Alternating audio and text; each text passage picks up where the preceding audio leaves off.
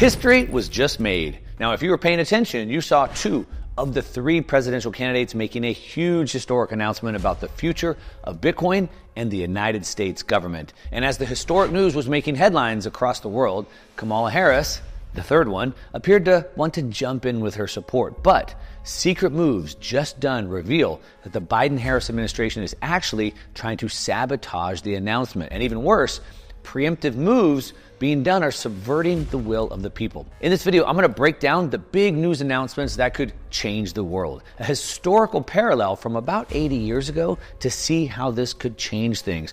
We're going to look at the math behind what was proposed and what it could mean. We're going to look at the Kamala Harris campaign's seemingly abrupt about-face, and then the secret rug pull showing the administrative's true colors. Now, there's a lot here, right? And as this race heats up, if you care about the future, then you need to see what's really going on. Now, real quick, if you're new to the channel, my name is Mark Moss, and I've been making educational content about Bitcoin, macroeconomics, and freedom for, about 7 years now. I've coached thousands of investors on navigating these markets, and I'm a partner in a Bitcoin hedge fund. I was speaking at the Bitcoin conference this year, witnessing live the announcements we're going to cover. In fact, I spoke on the main stage about 2 hours before Trump, so I was able to get a lot of behind-the-scenes insider information that I'm going to share with you right now.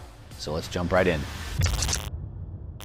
All right, jumping right in, we are talking about what I'm calling the largest, most culturally important event happening in the world right now. Now, quantitatively, we had about 25, maybe 30,000 people. It's about the biggest event in the world. Now, of course, there's bigger other types of events, but not conferences.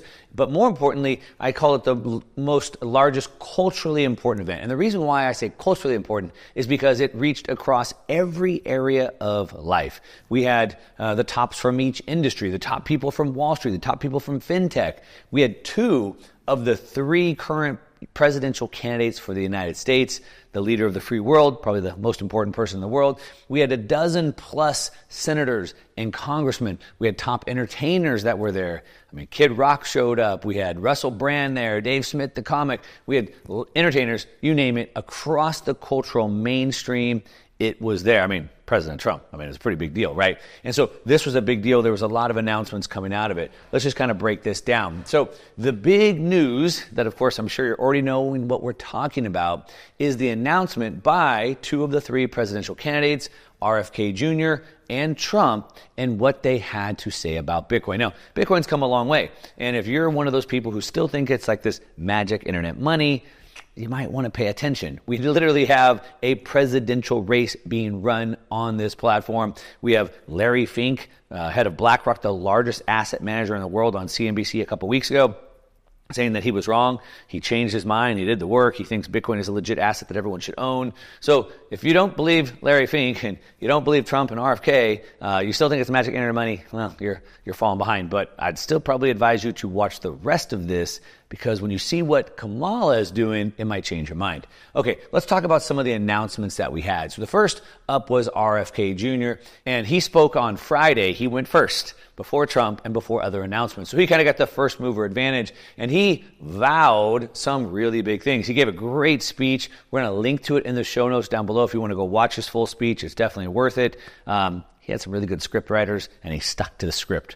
I'll tell you why that's important in a minute. But basically, in his talk, in his speech, he vowed to make Bitcoin a strategic reserve asset. This has been talked about quite a bit. Now, what does that mean, strategic reserve? Well, you hear me talk about oil, for example. So we have the strategic petroleum reserves, right? The SPRs. That's what Biden was draining. They're pretty much empty, not much reserves left. He drained those to keep gas prices down that he caused through inflation. But the Bitcoin strategic reserve would be like an oil strategic reserve, or it'd be like the gold that we have in Fort Knox that backs up the U.S. government. And he wants to make Bitcoin a strategic reserve asset, and he calls it corruption's greatest foe. So the thing that I really enjoyed about RFK's talk is that, and actually, if I go back to some of the things Trump said, and even going back to some of the things that even Larry Fink from BlackRock said, they are not just giving it lip service. In this, they're explaining why. What are the mechanisms that drive supply and demand? You can tell that there's a real understanding about this. And so, for example, it's corruption's greatest foe. Corruption, because the governments of the world, the Federal Reserve and all the governments of the world, print an endless amount of money. That endless amount of money goes into forever wars. Those forever wars then become a honeypot for corruption. All that money goes to buy mansions for all these billionaires that are feeding off of this like industrial military complex, for example. That's one example of many. If elected, Kennedy intends to direct the Treasury, the United States Treasury, to purchase 550 Bitcoin every single day. 550 Bitcoin daily until the U.S. amasses a reserve of 4 million Bitcoin. It's a pretty big number, 550 a day until we get 400 million. Now, why do those numbers make sense? I'm going to come back to the 550 million in a minute, but for the 4 million Bitcoin, it's not just a random number. RFK Jr. wants to get the Bitcoin reserve to be about equal as the gold reserve. He sees them as maybe equally important. I think he sees that Bitcoin is the future, the bigger asset to have. And so he thinks that we should get Bitcoin reserves up to at least where we have the gold reserves. That's where that number comes in. The 550 Bitcoin per day, that's a bigger thing. We're going to get to the math of this in a minute and let you know what I think about that. A couple other key points of RFK's talk that I thought were really good was he emphasized Bitcoin's role in protecting individual freedom. And so I worked on the news desk at the event during RFK's talk, and I was saying it's not really that Bitcoin is on the ballot with RFK and Trump and not Kamala. It's not that Bitcoin is on the ballot. What's really on the ballot is freedom, individual freedom. Like, as people, we should be free to save our money in whatever we want to save it in, and we should be free to transact in whatever we want to transact it in. So it's not about Bitcoin. It's about preserving the individual's right to have freedom of choice. And that's what he says right here. He recounted how the Canadian truckers protest the freezing of the financial assets influenced his advocacy. So when he saw what happened with the Canadian truckers protest, how a peaceful, law-abiding protest was demonized by the Trudeau government, and literally bank accounts got frozen for even donating, like on GoFundMe, for example, that's what woke him up. Bitcoin made him realize the importance of financial freedom. This is something I say all the time. Without the freedom to transact, there is no freedom at all. So even though in the United States our Constitution guarantees us freedom, such as the freedom to assemble, if I can't transact, as in put gas in my truck to drive to the assembly or get food when I get there or a hotel room, without the freedom to transact, I can't go exercise my right to assemble. We can go down the list, you understand. He said, quote, "I realized that transactional freedom," the freedom to transact, was as important as freedom of expression, because if you can't transact, you can't really express. He said in the First Amendment. He also stressed Bitcoin's potential to protect personal freedoms, promote accountability, and combat government corruption. Back to corruption's biggest foe, because of accountability. The government has so much corruption because there's no accountability. The Fed won't go through an audit. The military can't pass through an audit. The IRS can't get their books straight. And so because there's no accountability, then it breeds corruption. Bitcoin, he says, quote, is anti-war. It's anti-war. Sounds like a pretty good thing to me. I'm not for forever wars. I'm certainly not for nuclear threats coming out of Russia and Ukraine and that situation, potentially the Middle East as well. He said it's an insurmountable foe of government corruption. We talked about that. Now, he talks about backing the U.S. debt with hard assets. So the gold. The gold is a hard asset. That is backing assets. He wants it to include, as he says, Bitcoin, to stabilize the dollar and control inflation. The strategy I'm proposing leverages the scarcity and liquidity of Bitcoin, along with gold and other hard assets. So we already have gold, we already have oil, and he just wants to add Bitcoin. When you think about it in that terms, it doesn't seem that far-fetched. Now, after RFK went up, then the next day was Trump.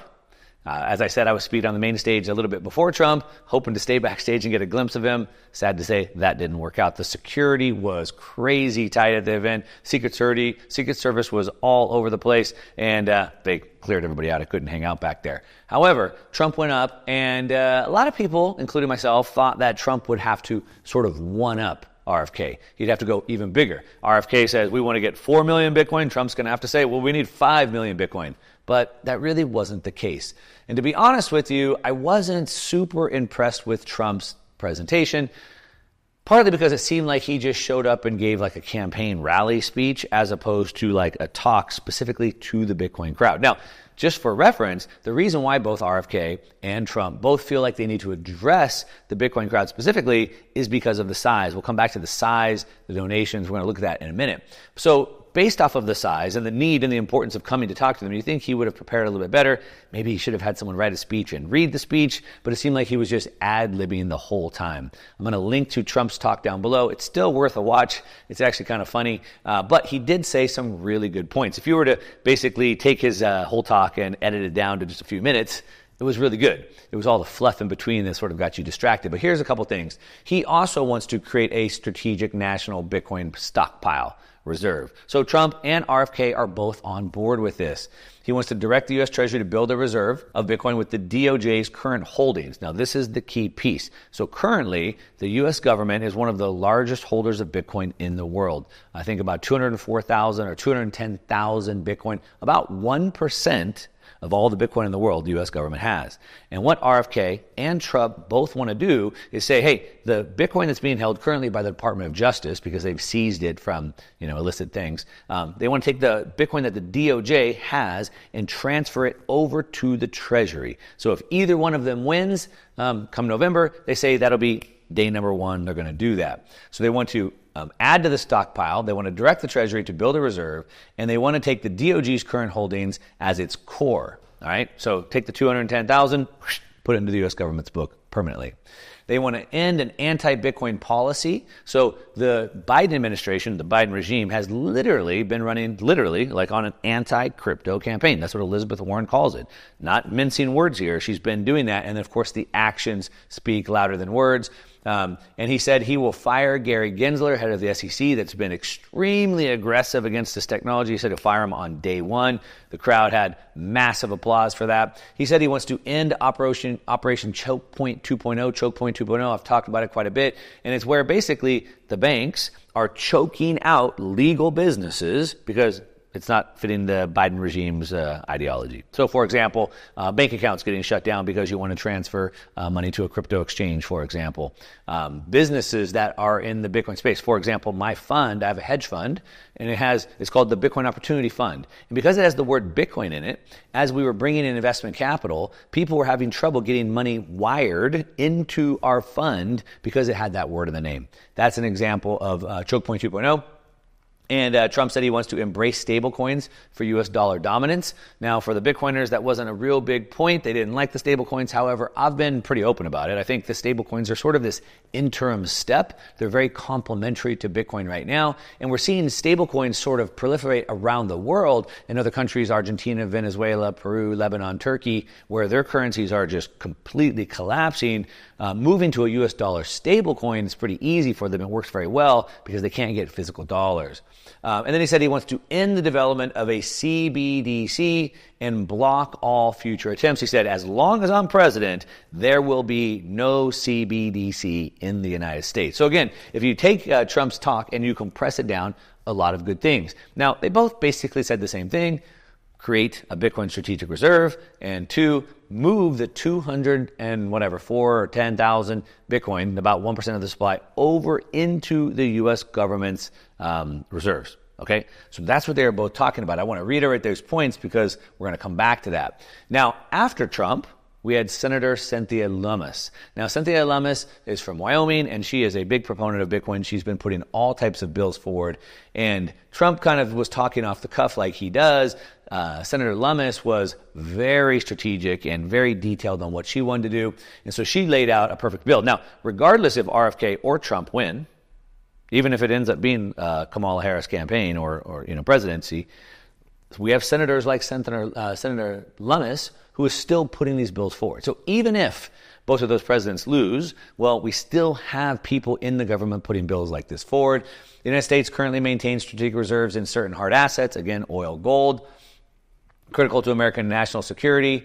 And she wants the U.S. government to hold on to the Bitcoin for 20 years. So she wants them to take the Bitcoin we have, put it into the strategic reserves, and hold it for a period of 20 years. Establish a decentralized network of secure Bitcoin vaults operated by the United States Department of Treasury. So they want to direct the Treasury to actually hold the Bitcoin through these decentralized vaults. Implement a 1 million, much bigger, 1 million unit Bitcoin purchase program over a period of time.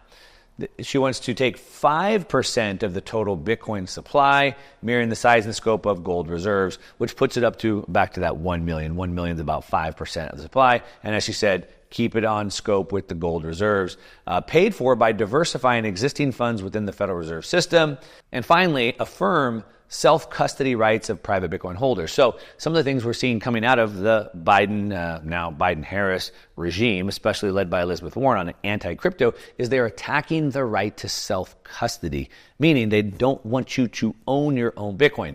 The reason why is, of course, own nothing, be happy, literally. In a debt-based monetary system that we live in, you literally aren't allowed to own anything. So those stocks that you think you own, Apple, Google, Tesla, et cetera, you don't actually own those legally. They're owed to you. The money in your bank, it's not your money, not legally. It's owed to you. Your house, you basically rent the land by paying every single month to the property tax assessor. Don't pay that. You get kicked out like any other tenant would. And so we don't own anything. And the last thing that we can own right now is Bitcoin, and they don't even want us to own that. Okay, now all three of those, Lummis, Trump, and RFK, all are sort of proposing about the same thing. Now, why is this historical? Well, as I talk about quite often, about every 80 years, we have a financial revolution. You might have seen me use this chart many times before. And so this sort of charts out these 80 years. We're witnessing one right here. About 80 years ago, we had another 80 years. So here was 1944, the Bretton Woods Agreement. Here, 1873, the Panic of 1873, Panic of 1796, which was at the same time as the American Revolution. So about every 80 years we have this, and last 80 years ago was the Bretton Woods Agreement. Now, of course, that was historical, where it changed the entire monetary system of the entire world. Literally, the whole world got together at Bretton Woods and agreed that the dollar would be backed by gold, and all the currencies of the world would be pegged to the U.S. dollar. And that changed the system. It put the U.S. at the very center of the entire global monetary system, created the U.S. dollar homogeny that we know today. Now, what's interesting about this is, again, 80 years later, we're having another financial revolution. Now, what's interesting about this is that Bitcoin grew from the bottom up. All right. So basically it started with individual people. It started with shadowy coders, and it started moving up into more mainstream, into obviously the point that we have today in Nashville, just happening right now. But it started from the bottom up. And as it went from the bottom up, from people, not from governments, but from people up, finally it got to the government level. We had El Salvador was the first country to adopt Bitcoin as its reserve standard. Now, Bitcoin is also at the bottom of the country stockpile, right? It's one of the smallest countries in the world, poorest countries in the world. So it was the first to adopt it. So we had a people movement from the bottom up, and then El Salvador was a government from the bottom up. Now, the president of El Salvador, President Bukele, has been talking with lots of other government leaders, but other small governments, UAE or other small countries like that.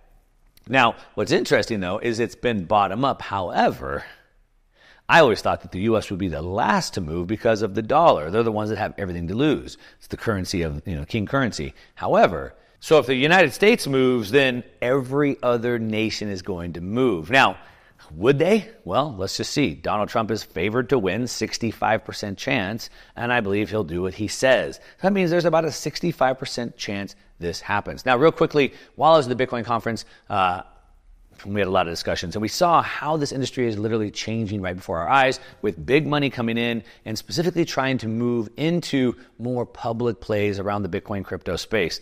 There is big money to be made. As a matter of fact, I think if you want to double, triple, even 5x your net worth over the next couple of years, you are going to have your chance. As we move through the second phase of this, I'm going to break all this down with all the data I got at the conference, and you can come join me live next week. There's a link down below. I'm going to show you all the charts, all the graphs, show you how the money's moving and how you can just play along with this to double, triple, quadruple, whatever over the next couple of years. So check it out. Join me free. It's live. Come hang out. All right. So anyway, moving along. So let's look at the math of this, okay? So if we look at the math, what we can see is, again, they propose 550 Bitcoin per day. Now, what's interesting about this is the Bitcoin supply, every day we have Bitcoin that's released. And what happens is, over time, every 4 years, the supply of Bitcoin being released gets cut in half, all right? That's known as the halving cycle. We just had that a few months ago. Currently, right now, there's about 450 Bitcoin per day being created. That's what we call the inflation rate, right?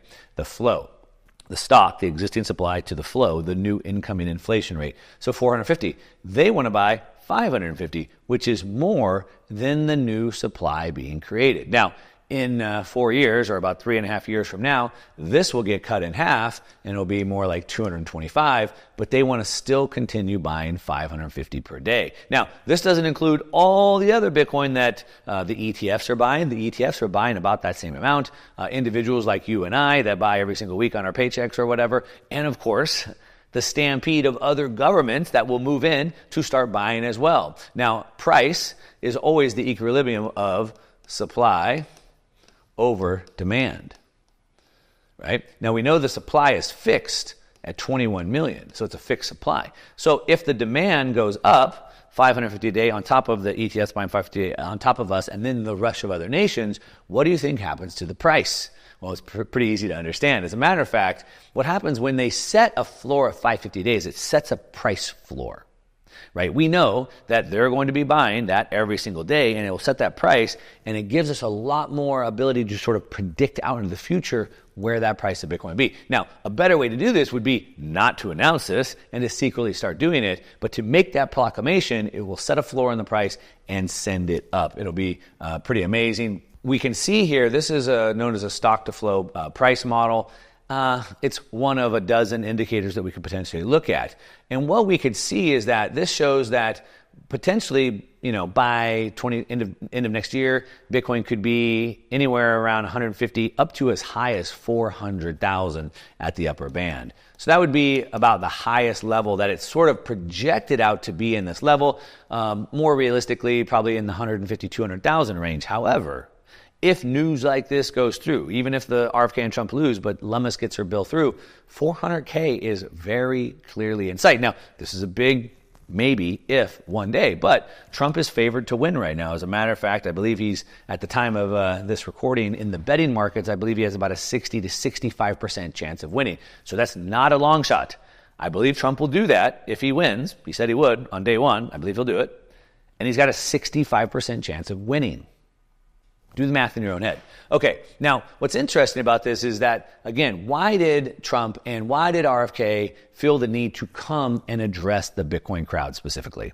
Well, that's because it's the people's vote. What we can see right here, in politics, obviously politicians need to raise money for their campaigns. And we get these super PACs where they basically bundle up money and deliver it over to whatever candidate may be. And what we can see based off of the campaign contributions right here is we can see that the Fair Shake PAC, which is basically the Bitcoin/crypto PAC, so this is the Bitcoin crypto companies, the people that are donating into this, not directly, but into this super PAC right here, we can see it's become the #1 super PAC right now. Bigger than the Make America Great Again super PAC, just barely exceeded that.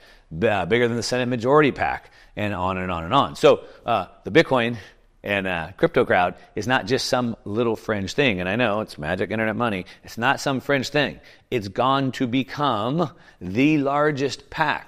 Now, there's a lot of back and forth on this, like, is this good or bad? I thought Bitcoin was supposed to separate money and state. That's a whole other topic I could dig into. Let me know in the comments down below if you want me to do that. But what we're seeing is there's a lot of single issue voters, seemingly, who want Bitcoin to be on the ballot. But the reality is, like I said earlier, it's not that they want Bitcoin to be on the ballot. It's that we want freedom to be on the ballot. We want freedom to choose how we want to save our money and how we want to spend it.